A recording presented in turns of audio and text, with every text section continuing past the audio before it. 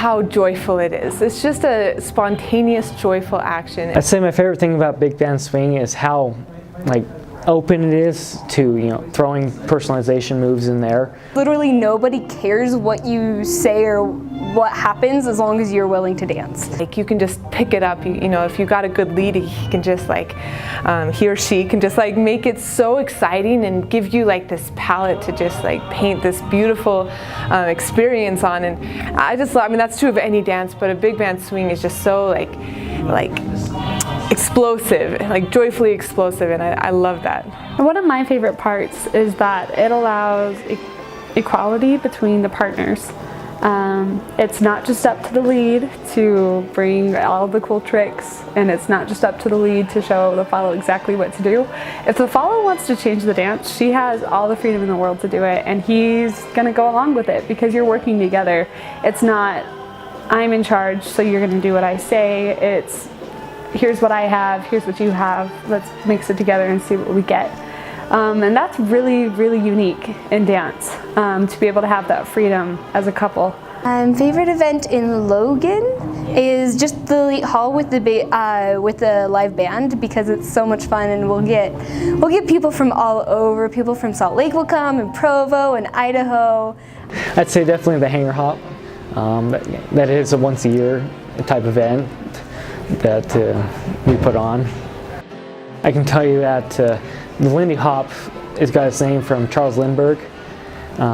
He was the first pilot to fly solo across the Atlantic Ocean. Well, first to do it in general, but they kind of named the Lindy Hop after him. So during the 1930s and 40s, that was probably the height of Lindy Hop.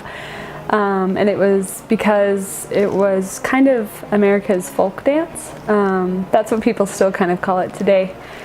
And so it was just something everybody knew. It was inexpensive, it was fun. So it was really cool for back then, especially because roles were not very equal, and it was something that crossed race and crossed gender. And that was a really big deal because it was during the height of some of the most racist times in America.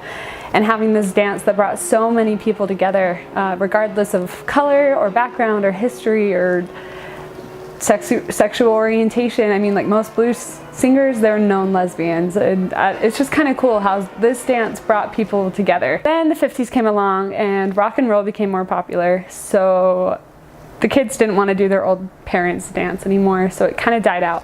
Until the 90s, we had Frankie Manning come, and he was a super famous guy in the 1930s for Lindy Hop. So he was the one that kind of started bringing it back, at least in the Harlem Renaissance of New York and in America.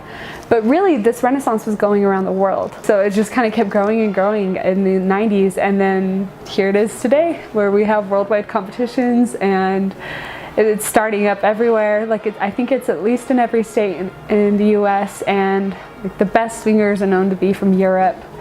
And we just meet together and have a great time. I keep dancing because it's fun. It makes me happy.